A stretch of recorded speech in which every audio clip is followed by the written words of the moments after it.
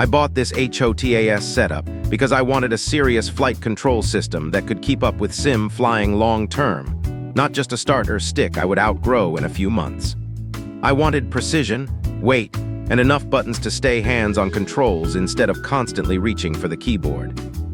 My first reaction after unboxing was the weight. This thing is heavy in the best possible way, and that immediately gave me confidence. Once I placed it on the desk, it stayed put. I did not need to wrestle it back into position every time things got intense in a dogfight. The stick itself feels firm and deliberate. Inputs are clean and predictable, and fine adjustments feel easier than on lighter plastic sticks I used before. That precision matters when I am trying to hold formation, line up refueling, or make controlled approach corrections. I also noticed the button feel right away. Presses are more deliberate than budget gear, but that turned into a benefit for me because accidental inputs dropped a lot. In a sim session where one wrong toggle can ruin a sequence, that extra certainty is worth it. The throttle unit is where this setup really opens up. Dual throttle control, lots of switches, and tons of mappable functions let me build workflows that feel close to real cockpit habits. I can split engines when needed or lock behavior depending on the aircraft and mission. One of my favorite parts is how many controls I can map directly. I now run most key functions on the stick and throttle, and I barely touch the keyboard during flight. That change alone made flying more immersive and much less awkward during high workload moments. There is a learning curve, no question. At first it felt like too much hardware and too many options. But after consistent use, muscle memory kicked in and everything started to feel natural. What seemed intimidating in week 1 now feels like second nature. The spring tension on the stick took me time to adapt to. Early on, my arm tired faster, but after regular sessions, I built comfort and control. Now I actually prefer the firmer feel because it gives me better feedback and helps prevent overcorrection.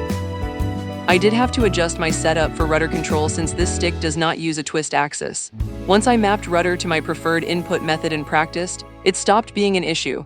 In fact, I now prefer this approach for cleaner, more intentional control. Software setup mattered a lot. Once I built profiles for different sims and aircraft types, switching contexts became far easier.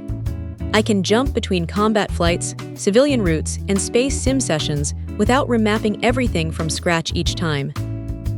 I also appreciate that this setup feels like long-term hardware, not disposable gear. The materials and construction give me confidence that it can handle years of use. It feels like an investment in my sim hobby rather than a temporary accessory. Desk space and ergonomics are worth planning before buying. The footprint is real, and this is not something I want to unplug and hide every day. I gave it a dedicated position, and once I did that, the whole experience became smoother and more comfortable. Price was the hardest part to justify at first.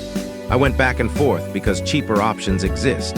But after using this system for a while, I can say the upgrade in control quality and immersion made that cost feel much easier to accept. For precision flying, especially in aircraft that demand careful throttle and stick management, this setup gives me confidence I did not have before.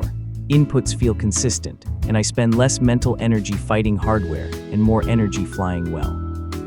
I still think beginners can start with less expensive gear, but if someone knows they are committed to sim flying, this is the type of setup that can carry them a long way. It delivers depth, control, and a cockpit-like workflow that is hard to replicate with entry-level hardware. My overall experience has been simple. The more I use it, the more I like it. It